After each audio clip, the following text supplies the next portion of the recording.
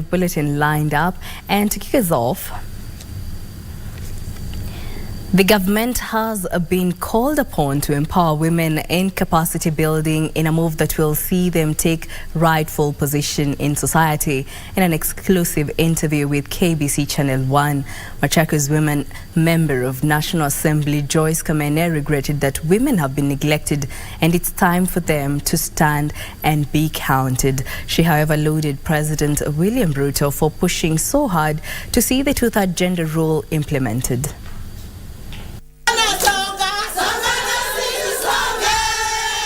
Even as Kenya joins the world to commemorate International Women's Day, Machakos woman member of the National Assembly Joyce Kamene now wants the Kenya Kwanza government to allocate more funds to women's capacity building. According to Kamene, empowering women is empowering the nation. But I still call on the government to support the women.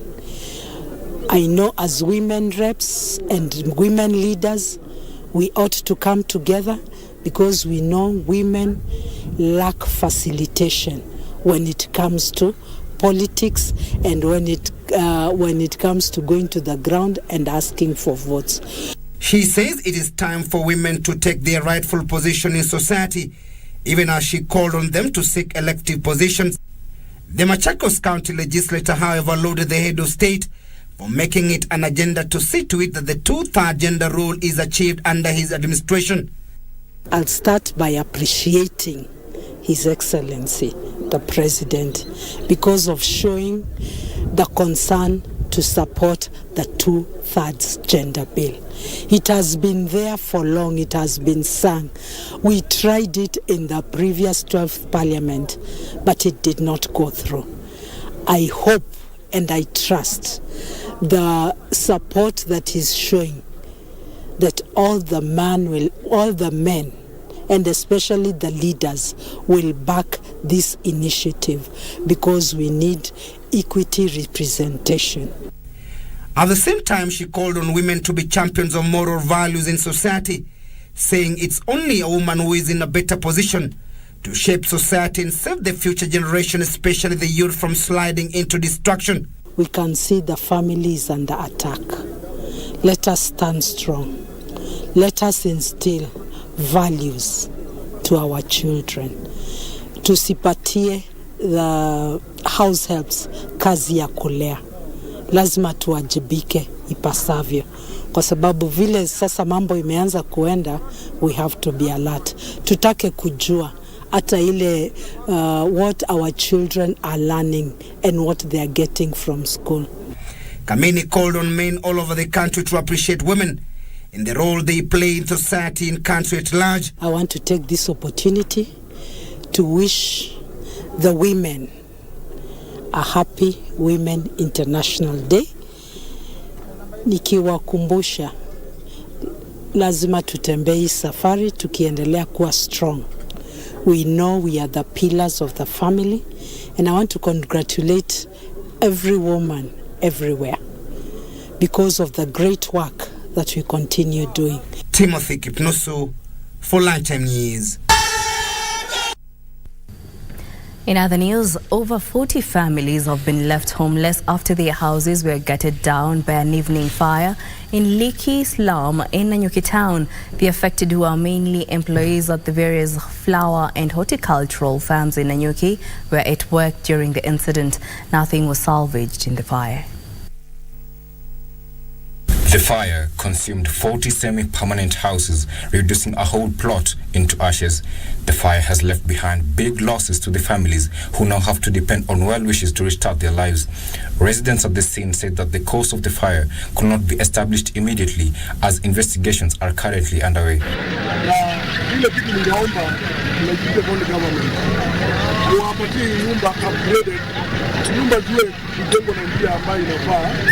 Kwa maana hata wakati wa kuzima nyumba nyingi sana ni mbao, watu wanaishi nyumba za mbao na nyumba zinashikana sana. hata kuzima moto inakuwa ni shida. Firefighters from the Laikipia County government, assisted by locals, tried to put out the fire and prevent it from spreading to other houses. Residents commended the county firefighters for their quick response, but urged the government to station fire engines at the prone areas like Majengo and Leki. Serikali hii ya Kenya iweze kuangalia watu kama hawa wameathiriwa na hii moto, sababu si kawaida. Tuseme kama sasa hivi mtu amekuwa kasi, alafu unaambiwa shamba chako yote imeshomeka, wewe huyo mtu hana chochote kwa nyumba. Kwa hivyo serikali inafaa kuangalia watu wamepatana na hii mkasa ya moto, kama ni chakula na kusaidiwa na manguo. The National Steering Committee on Drought Response has distributed food worth 150 million shillings to over 320,000 people living in ASAL areas affected by drought. This comes at a time when the ongoing drought continues to affect more Kenyans, with the situation set to become worse as the weatherman forecasts another season of depressed rains. Some 53,400 families living in the ASAL regions of the country have received food donations to cushion them against the ongoing drought. The initiative by the National Steering Committee on Drought Response is set to continue distributing the relief food in Kajiado, Isiolo, Samburu, Mandera, Kitui, Kilifi, Wajir, Marsabit and Turkana counties. We are also working very closely with the Kenya Defence Forces, who are our key partner in the long-term sustainable solutions. As a government, we remain committed to ensure that we leave no one behind. We are working beyond normal hours to ensure that all our citizens, especially those who are food insecure, that fall within the bracket of the 6 million, are well covered, are well catered for. At least 970,000 children and 142,000 pregnant women are malnourished, with urgent life-saving interventions needed. We wish to appreciate the efforts the government has put to ensure that residents of Ngaramara, here in Ngaramara, for the last 6 seasons, they have not received the rains, and our people are pastoralists. They depend purely on livestock. And for now, most families have lost their livestock, and now it's very difficult. This food will be very helpful to them, as it will address the issue of food security. We have seen a spike in malnutrition cases during this particular period. The diverse food that they have been given in this particular consignment will address the issue of diversity, the food diversity, and ensure that they have something on their table to utilize. The latest food distribution by the steering committee is a follow-up to the one carried out in December last year, where at least 85,000 people received food donations. For Lunchtime News, I am Arnold Feather. And now we cross over to Chungwa House in Nairobi County, where a section of Azimio la Umoja One Kenya Coalition legislators have converged to deliberate various issues affecting the country. Currently, Nairobi Senator Edwin Sifuna is addressing the media. Let's listen in.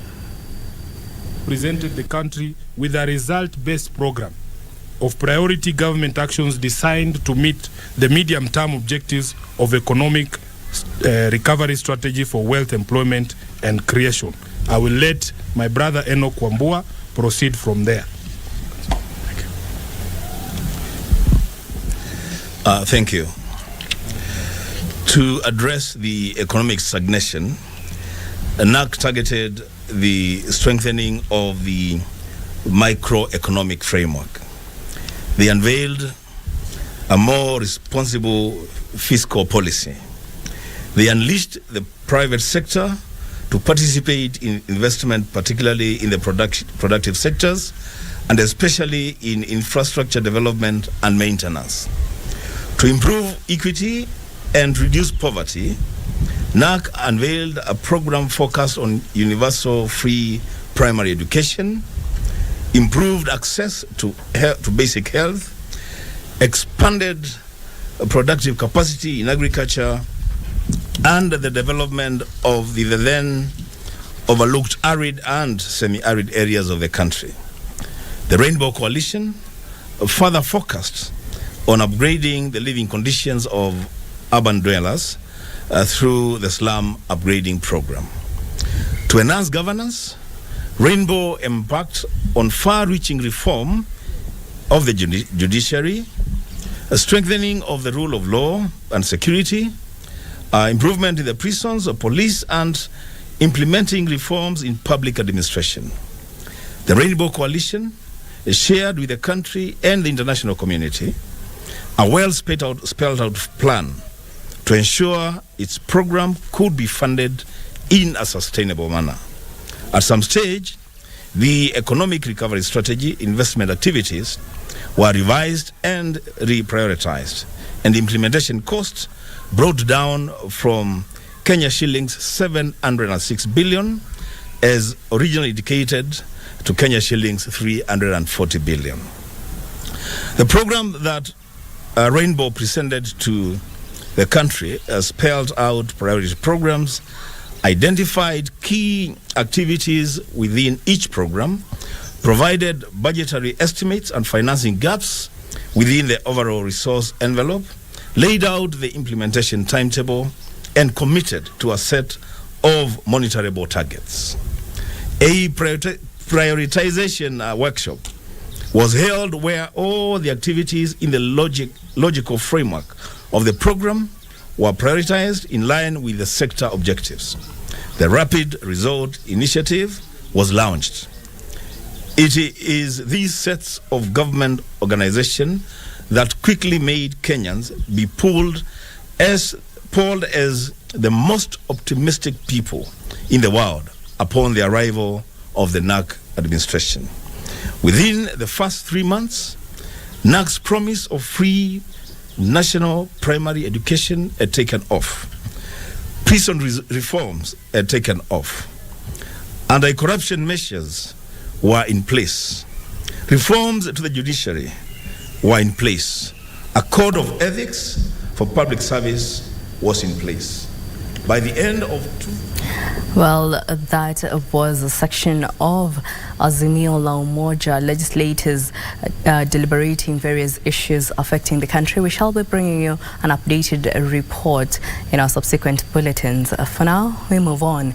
Elephant invasion caused the ongoing drought affecting learning in Chakama in Kilifi County, with most parents failing to take their children to school for fear of attack. Those who go to school get there late, affecting the learning outcomes of the students. The locals further say the marauding elephants are destroying their farmlands in search of food as the drought continues to bite, further compounding the problem. Despite government efforts to have 100% transition from primary to secondary schools, many students in Chakama, Kilifi County are still at home as their parents have no means of raising their fees due to the prolonged dry spell which has eaten away their livelihood. Speaking during the issuance of school fees bursaries worth 15 million shilling from the National Government Constituency Development Fund Bursary Kitty to sponsor about 1,300 secondary and tertiary education students, Adu member of County Assembly Samson Zia pleaded with Tourism and Wildlife Cabinet Secretary Penina Malonza to personally intervene in the matter and save the residents from further distress. Hakuna hata miche sahihi ambayo inaendelea. Wakulima hawa wazazi ambao wako hapa ni kujikakamua tu, lakini hakuna chochote ambacho wanaweza kufanya. Na hao ndio walikuwa wanategemea katika haya mashamba. Lakini tunaona kwamba maofisa wenu katika sekta ya KWS wamezembea kazini. According to the residents, the drought had pushed them to farm along the Sabaki River, but the crops they produce are usually eaten up by the wild beasts from Savo East National Park. Kwa hivyo hii imechangia kwamba wananchi uchumi wao umeshuka chini, vijana wengi hawana kazi. Nikizungumza nikiwa ni kijana, hawana kazi. Nimetegemea tu serikali labda wafungue makampuni na kazi zitolewe, ndio sasa angalau vijana wetu waweze kunaswa pale. Mambo na chakula, kama itawezekana serikali isaidie mambo ya chakula, kwa sababu saa hii hakuna shamba hapa Chakama location inalimwa. Hakuna hata mmoja ambaye analima saa hii. Saa hii tumebaki kutegemea madukani na ni pesa, na pesa hatuna kazi ambayo tunafanya hapa mpaka tulime tupate pesa, hatuwezi lima. However, the area chief Raymond Charo called on the residents to be patient as the government is doing everything possible to intervene in the matter. For Lunchtime News, I'm Abdulaziz Abeid. Residents, workers and firms operating along Ngong River in Viwandani and Mukuru Kwaruben wards have raised concern over heaps of soil dumped near a local bridge that has partially closed the infrastructure. The residents blame the contractor, Cementers Company, who for the last 2 years has dumped the debris on the bridge. They claimed the situation has led to floods during rainy seasons. They are now urging the relevant authorities to intervene and address the situation.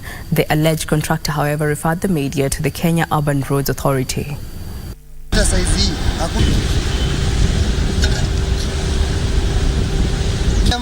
Unapita saizi hakuna mahali pa kupitia. Hii yote angalia, Cementers walikuja, contractor alikuja akamwaga makaratasi. Wasiwasi yetu ni kukinyesha hapa. Sasa mto imefungwa, Ngong River imefungwa, hakuna mahali itaenda. Itarudi tu huku, itatujalia huku, itafunga mpaka hii barabara kama last time. Si tungeomba kama serikali inaweza itusaidie, ingarishe hii mto na tupatiwe miti tuweze kupanda, tungarishe Ngong River. Hii mto ikianza kunyesha maji itavunja mpaka hapa tumesimama kwa kampuni. Hii kampuni itaenda, ile ingine itaenda. Wananchi watabebwa na maji. Wakati nimempigia nikamuuliza kwa nini afanye hivi, intervene na mto, amesema amepatiwa kazi na hii kura. Sasa ndio nikauliza, kura imekuja kukula wananchi ama ikuja kumaliza wananchi? Watu wa kura wakienda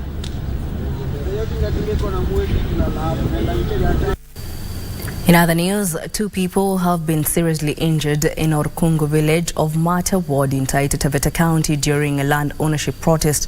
Police had a difficult time controlling the situation as angry residents stormed the land and brought down pillars erected by unknown persons and meant for a perimeter wall. Led by Area Member of Parliament John Buire, the residents raised concern over the ongoing vegetation clearing that has left hundreds of trees destroyed. According to Buire, the land belongs to the community and was set aside as a wildlife buffer zone.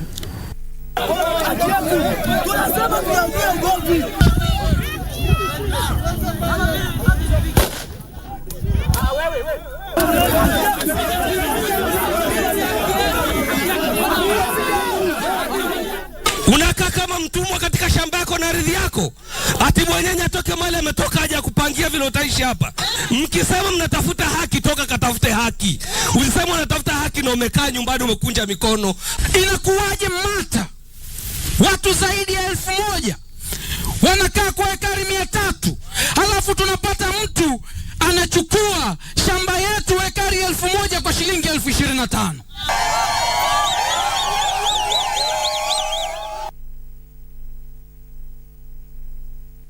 Kelvin Kiptanui, a Form 1 student from Chemasa School in Tinderet, Nandi County, is seeking justice following the death of their kin. The family say their son died in unclear circumstances in school amid claims he was a victim of corporal punishment. According to the family, their son is reported to have been physically assaulted for allegedly cheating in his physics exam. However, a report from the school shows he succumbed due to a bacterial infection. They, however, want an independent autopsy conducted to determine his cause of death.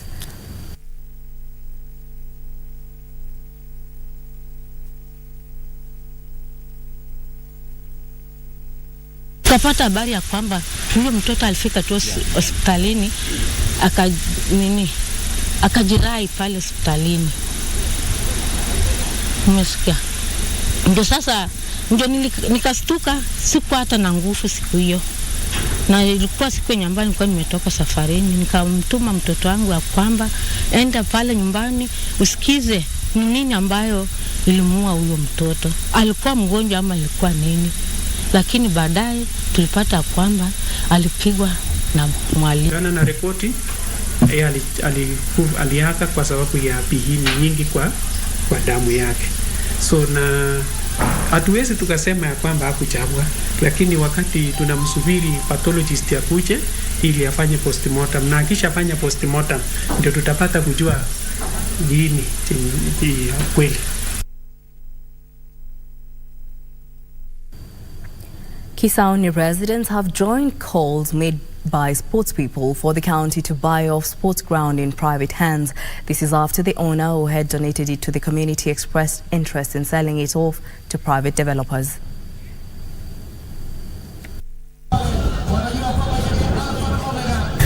Bilima Ground, a famous pitch that has hosted Football Kenya Federation matches since the early 1990s, acts as the only recreation place for Magogoni residents in the Kisauni sub-county. It hosts students from at least 11 schools who use the ground for their sports events. The ground also is used for national and county government gatherings and community events, and also hosts Eid prayers at the end of the holy month of Ramadan. Mombasa Senator Mohamed Faki said he will work with other leaders to ensure the Bilima ground remains in the community, adding that youth between 15 and 22 years of age are the people whose talents should be nurtured on the grounds. Wale wanaofanya uhalifu ni vijana ambao wako katika miaka 15 mpaka 22, ambao hao ndio tutatakana tukuze talent zao katika michezo tofauti tofauti, football, basketball, boxing, na ikiwa tutapoteza viwanja kama hivi, ina maana kwamba wengi watakosa fursa ya kuweza kuonesha talanta zao. Sentiment echoed by Kisauni MP Rashid Badzimba, who called on the county government to enter into negotiations with the owner of the land and see how they can agree on an amicable solution. Kwa hivyo tutakaa naye chini tuone kwanza county government iangalie sasa ukubwa wa ardhi yake ilikuwa ni gani na ni kiwango gani itakaniwa atoe. Busia County village elders are appealing to the government to allocate them a monthly stipend to enable them fend for themselves. The elders, drawn from 7 sub-counties, say they have been addressing minor issues at the grassroots level within the community and have never received a single penny from the government for their services. Additionally, they want to be recognized for their efforts in providing a alternative dispute mechanism complete with uniforms for ease of identification. Busia Women Representative Catherine Omanyo pledged to lobby legislators to approve a law for village elders to be part and parcel of the administrative team.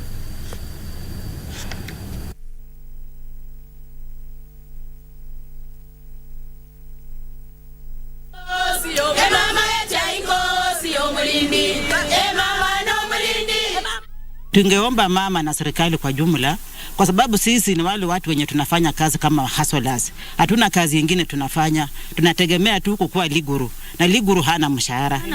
Na kama tungepata hiyo, tukaandika proposal tupate, na at least pia sisi tukae chini tufanye biashara ili tuinue, tupate hiyo pesa kama sisi wa mama, na tunafanyia biashara kwa vijiji zetu ili pia tuinuke, kwa sababu sisi kama ligurus tuko na wengine, tuko wajani, hatuna wazee, sisi wenyewe ndio tunatafuta, na tuko na watoto mayatima wenye tumewachiwa, ambapo kama hatupati kitu tuweke kwa meza. According to Elizabeth Gathoni, a teacher at a school in Ruiru, poor vision has had a direct impact on learners' ability to see the blackboard and read, which makes them feel inferior and results in poor performance. Speaking during a teachers' sensitization forum and rollout, a screening services exercise that targets approximately 400,000 learners, Kiambu County Director in charge of Public Health, Teresia Wanjiru, noted that most learners live unhealthy lives, while a few who realize they have a problem do not visit hospitals due to poverty.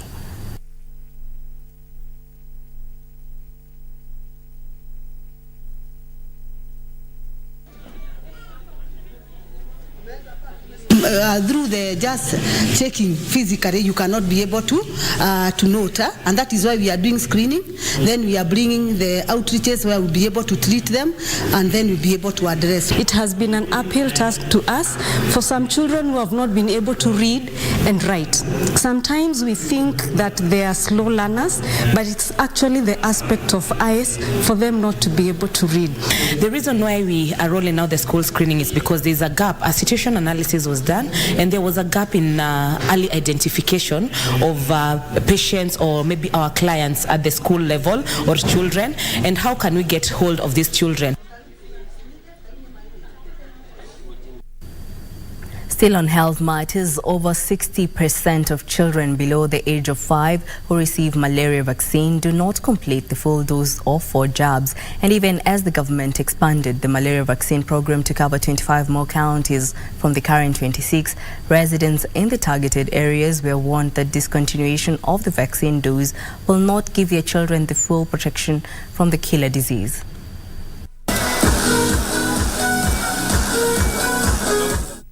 The The government has rolled out an expanded malaria vaccine program that will cover an additional 25 sub-counties in malaria-endemic Nyanza and parts of Western Kenya as it moves towards arresting malaria-related child mortality and morbidity in the country. Malaria ni ugonjwa ambayo umeua watoto wetu wengi, na ndio ugonjwa ambao unaua watoto wengi kushinda ugonjwa wengine wote pande hii za Lake Victoria. Sisi ambao tuko karibu na hii ziwa la At least 26 sub-counties from Nyanza and Western Kenya have been on a pilot project since 2019 that saw malaria vaccine rolled out to authenticate the efficacy of the vaccine in reduction of malaria-related child mortality. The Ministry of Health is now expanding malaria vaccination to 25 additional sub-counties within the Lake endemic region counties of Kisumu, Kakamega, Siaya, Homa Bay, Migori, Busia, Bungoma, and Vihiga, targeting an additional 133,000 infants annually. The vaccine will be available in all the immunizing health facilities within the 51 sub-counties at no cost. The government is, however, lamenting that despite the scale-up, as many as 60% of the children under 5 years now take up the full dose of vaccine due to lethargy. And for example, the malaria vaccine that is given at 24 months, only 36% of the children are able to access, meaning more than 60% of the children who are due for their 4th dose don't get it. So, ni jambo la muhimu sana nini kuleta watoto kupata hiyo chanjo. Ni ya muhimu sana. Kwa hivyo tutaendelea na hii mpango tumezindua hapa. Findings from the pilot project, however, credits the vaccine with the reduction in malaria severity and mortality amongst children in areas that received the vaccine. Data also showed that the highly seasonal malaria transition setting, about 75% of the clinical malaria cases were prevented when the vaccine was administered prior to the peak of rainy season. That report by Trella Simon brings us to our first break here on Lunchtime News. Don't go too far, we still have more news coming up. Let's take that break.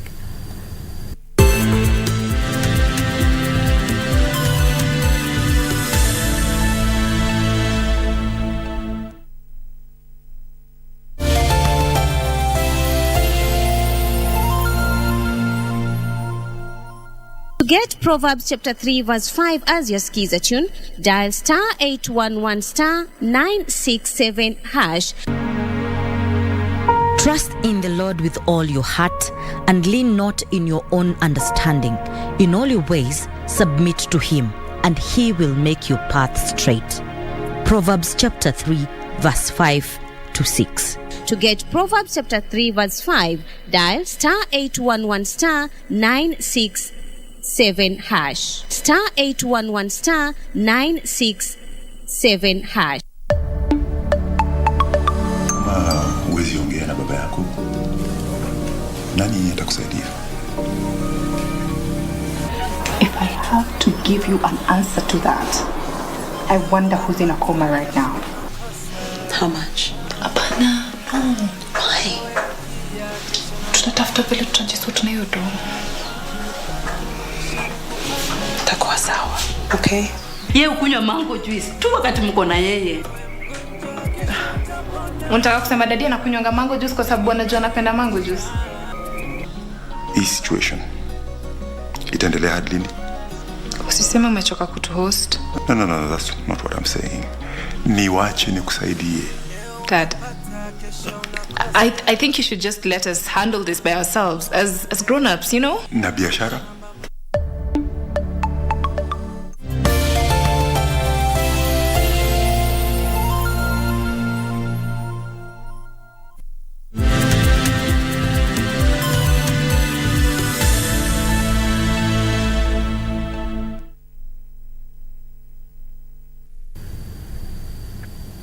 Welcome back. The ongoing drought has aggravated the myriad of challenges for residents of northern Kenya, literally cutting them off from the rest of the country. For them, access to basics such as water, shopping centers and health facilities in such a toll that they feel they're denied a fair chance at life. Let's take a look.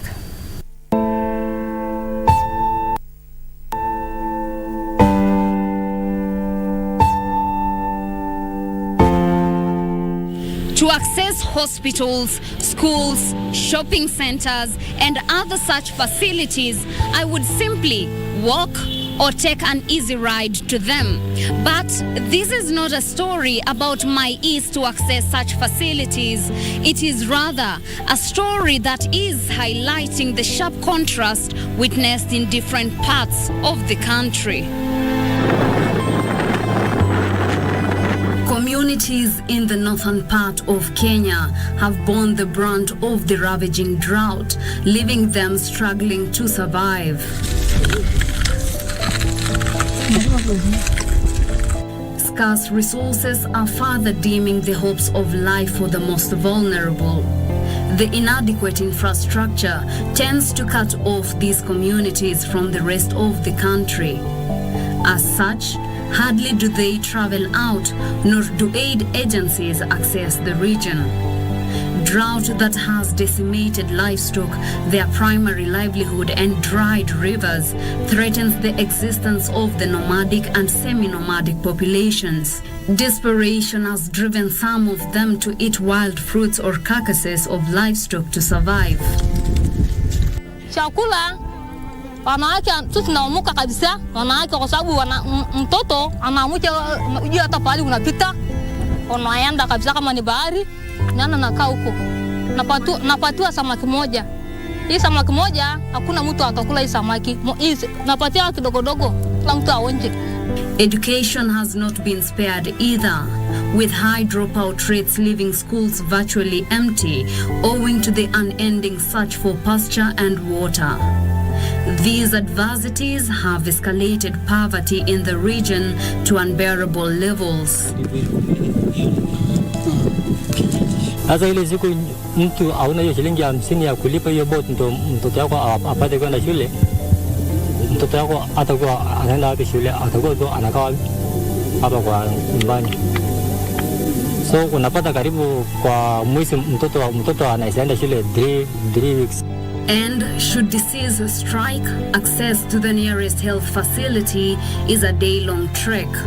These villagers are a day's walk to a healthy clinic. They are 2 days away from a shopping center. World Vision Disaster Management Director Gershon Mwakazi says interventions need to be urgently scaled up if households are to be cushioned from this humanitarian crisis. We have seen women and children eating wild fruit, something that has not been seen for years. And we need to urgently intervene and provide food for this community, cash for this community, multi-purpose cash for this community. Until then, the residents hang on to the thin hope of the heavens to let down the rains. Thin because forecasts already indicate depressed rainfall. Despite these odds, the locals still exude resilience like that of daffodils, hoping to bloom soon after summer. For Climate Centric, I am Teresa Mutai.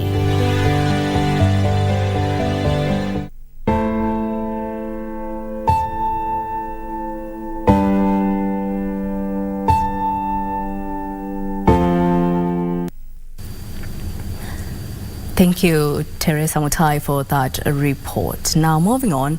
Unknown to many since independence to the year 1999, the Kenya Defence Forces discouraged female soldiers from getting married or giving birth due to the inconvenience of juggling between family life and the military duties. Lieutenant Colonel Martha Waithake served as the women co-commander until reforms were initiated that saw the easing of such restrictions. And on International Women's Day 2023 celebrations, we look at the immense contribution and sacrifice of women in the Defence Forces. Here's Martha Waithake's story with Nisi Mano on Military Tales.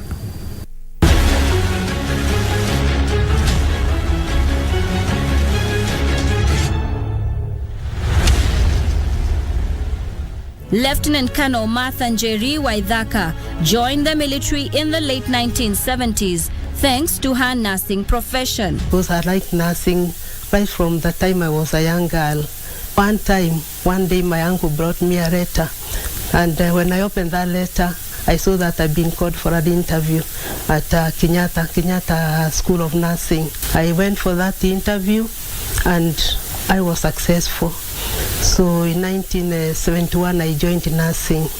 The interest came when she was working at Malaria Mental Hospital in 1977. While at Malaria, I worked with some 2 nurses from the military. And they are the ones actually who told me, Mom, why can't you come and join the military? I said no, because we were supposed to be the pioneers as nursing officers. Then eventually I said, let me give it a try. Martha worked for a decade, rising up the ranks to becoming the highest ranking woman commander then. When the promotion came, I remember I was just inside here in my house, and when the results came of the #1 board, one of the officers called me and he told me, Mom, congratulations. I asked him, for what? You've been promoted and appointed CEO Women's Service Corps. In October of 1971, the Kenya Army recruited women for the first time. Now, Women's Service Corps actually was set up as a unit of the Army, because as at that time, it's only the Kenya Army that recruited women. But agitation continued for women to be recruited to join other units of the military. The military actually is a kind of, they are seen like, a fighting kind of component. And therefore, they looked at it and so now women may not be able to take up the roles that men would take, if there is anything, combat and all this. Were the military duties so uniquely masculine? Some roles actually came up for the girls, like clerical, being, stores, drivers, signalers, communicators. And this is where now the women now started having, specific roles that they could play. How different was the training for the Women's Service Corps? Now, the training actually was basically the same. Yeah, it's only that, upon recruitment, we used to have the women trained within the Women's Service Corps. The Kenya Air Force was tasked with housing the Women's Corps. Is where they can have a camp, a women camp within a base for security reasons. Being women, at least, they needed a lot of care and all this. And that's how the Women's Service Corps started. But the wars of women in the military were far from over, as terms and conditions of service were still not conducive. Did not allow them to become pregnant or even to get married. But in the event that one wanted at least to go and get married or start a family, they would be discharged from the service. Again, there was a public uproar in the fight for equality in the military. Police had already been around at least to get married and even to have children. And I remember with the police, in the event that a girl, perhaps a policewoman, fails to get married, at least they were allowed to have one child. So the question was now, why them, why not these ones, Military as an employer was expected to employ all, regardless of gender. The women, maendeleo wanawake in agitation, they started actually, trying at least to see whether those terms could be changed. But it took a long time for them to be changed. And therefore, any girl who would become pregnant, upon being discovered, she would just be ready to go home. Eventually, in November of 1999, President Moi allowed for equal rights to be granted to men and women. It was a very joyous moment, more so for the women, me inclusive. The world was open for the girls because today there's a lot of progression, because when I was there, I was the highest, the senior most, but today we have Major General. This was the climax of the Women's Service Corps. They all went to celebrate in whatever ways, they knew how. Colonel Martha Waithaka was the last commanding officer of the Women's Service Corps until 1999, when reforms were made for women to be absorbed in the Kenya Army, the Kenya Air Force, and the Kenya Navy. Reporting for KBC from Donholm in Nairobi County, I'm Nisi Emano.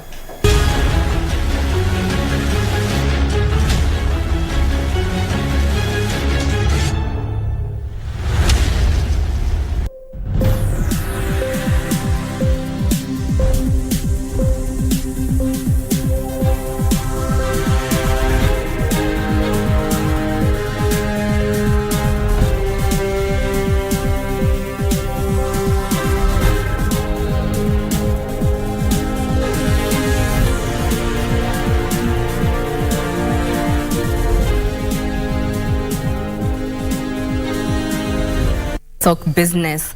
The government is establishing cold facilities near lakes to boost fisherfolk's earnings through the sale of fresh fish. Blue Economy and Maritime Affairs Cabinet Secretary Salim Voria says the cold shed project, which begins next month, will be headed by fisheries cooperative offices, offering the much-needed market connections and price regulations.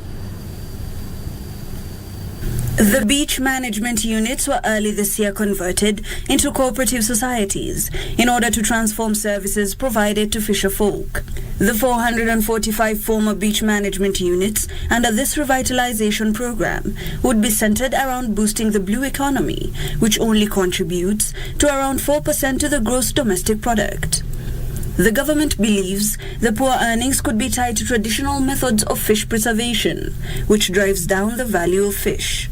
There are quite a number of interventions, not just the cold chain, but the cold chain is just a beginning, but there will be a number of other things that we will do, including a modern landing site in Turkana.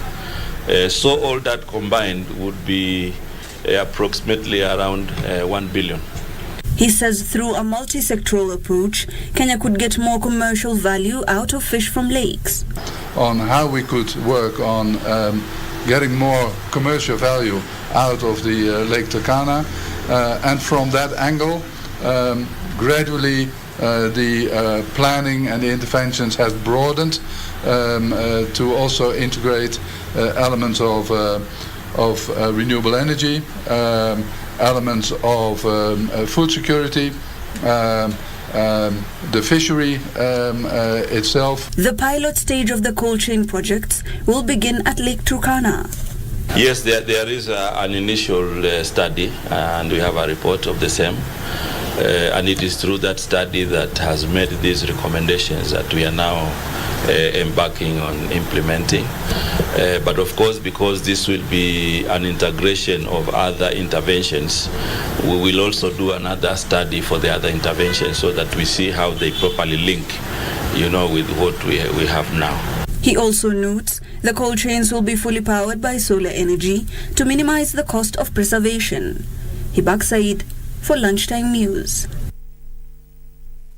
Stakeholders in the water business will now be able to check the quality of water and avoid penalties for non-compliance. Davies and Shatliff Group received full accreditation from the Kenya Accreditation Service for its new water sample testing laboratory in Nairobi. The new accreditation means reports or certificates issued by Davies and Shatliff Laboratory will now be accepted worldwide.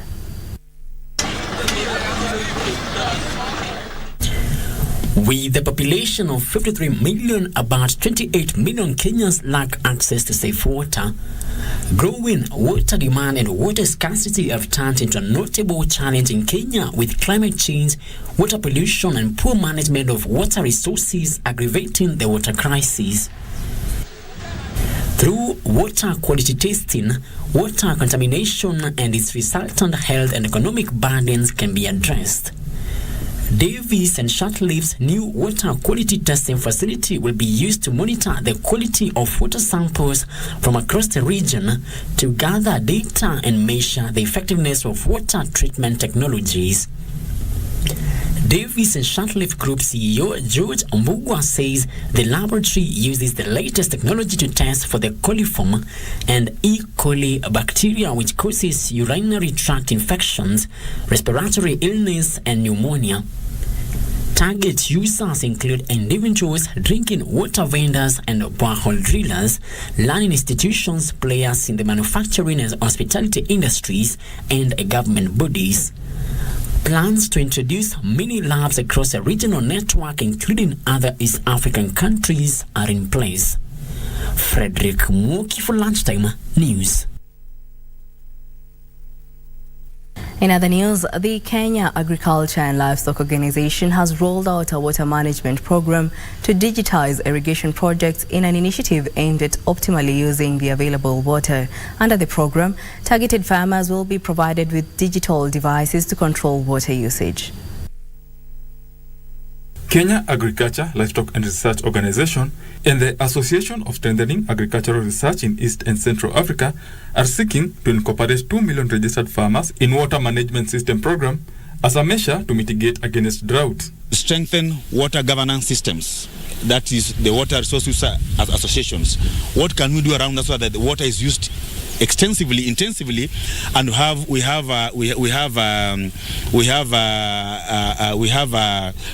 production that's in tandem with how much water we are using on the ground. Part of the farmers will be mapped along the Tana River, where KALRO is targeting to start commercialization of rice and cotton hybrid varieties. We have now an improved variety of rice that we think is doing well down there. Also cotton is doing very, very well in the irrigation scheme. We want to advance the same because of the commercial aspects of those two value chains. Under the program, farmers will be provided with digital services to control water use in their farms. We want to make sure that this project makes us have good integrated soil and water management best practices. Farmers have been advised to familiarize themselves with the EU Green Deal to ensure they can access the EU market. Agriculture, it is agriculture that is going to encourage crop rotation. It is agriculture that is going to what they call agroecological farming, what is known as conservation agriculture. The Green Deal requires sustainable farming with limited use of pesticides. Benson Rioba reporting for Lunchtime News. Heathrow Airport in London has been told to cut passenger charges for airlines next year in a move that should feed through to ticket prices. The Civil Aviation Authority decided lower charges were required due to passenger numbers recovering quicker after the height of the pandemic. Here are this and other news-making headlines in the world. Passenger charges are paid by airlines and go towards costs for terminal runways, baggage systems and security. The Heathrow Airport said the regulator should be incentivizing investment to rebuild aviation services following the heavy blows dealt to the industry during COVID. Although the charges are paid by airlines, they can impact flight prices if companies decide to pass on some costs onto passengers via airfares. It is understood that bosses at Heathrow wanted charges to actually increase to more than £40, while airlines proposed that they should be no more than around £18.50. The lower fees will boost airlines such as British Airways and Virgin Atlantic, making the airport cheaper for them. Elsewhere, the head of the United States Central Bank has warned that officials could raise interest rates further and faster than previously expected in order to stabilize prices. United States stocks fell and the dollar rose following the remarks, which came just a few weeks before the bank is due to make another rates announcement. Many analysts had been expecting another 0.25 percentage point increase. And finally, China will continue to invest in the Greek port of Piraeus under the Belt and Road Initiative. The Chinese-invested Piraeus port is now an integrated international maritime center and a vital driving force in global supply chains. In 2022, China's shipbuilding completions, new orders and pending orders accounted for 47.3%, 55.2% and 49% respectively of the global total in terms of deadweight tons. Chinese investment in Piraeus has so far created 300 direct jobs and 10,000 indirect jobs. It has also contributed over 1 billion euros to the local economy.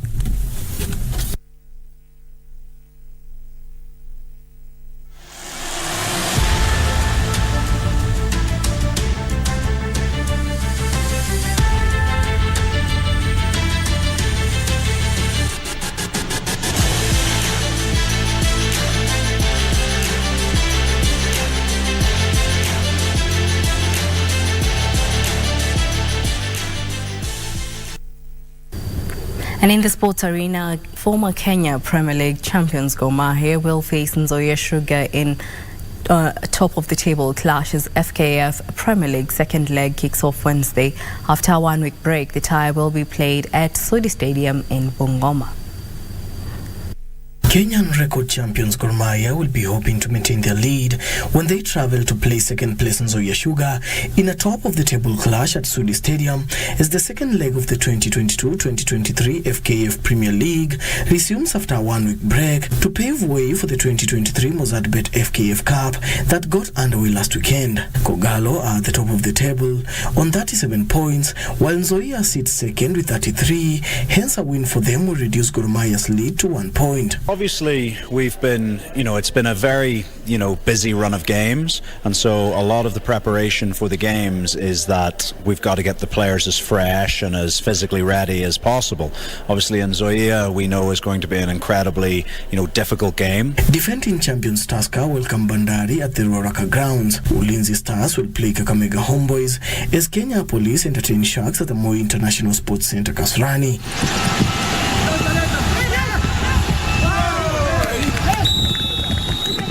Third-placed KCB faced Talanta FC at Kasarani Annex, while 12-time champions AFC Leopards will host Wazito at the Nyayo National Stadium. English Premier League side Chelsea kept their season alive by beating German side Borussia Dortmund 2-0 at Stamford Bridge to progress to the quarter-finals of the Champions League. The Graham Potter Chargers progressed to the last 8 to win on aggregate as they overcame a first-leg deficit. 3 minutes, firing past Dortmund goalkeeper Alexander Meyer after initially fluffing his shot. Result!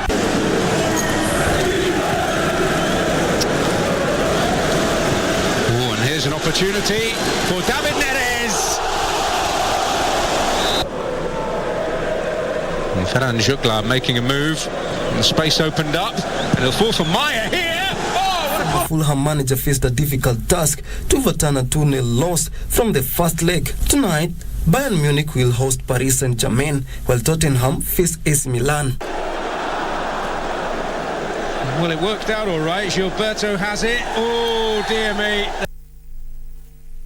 Well, that report brings us to the end of our bulletin this afternoon. Thank you for choosing Lunchtime News. For more news, check out our website at kbc.co.ke.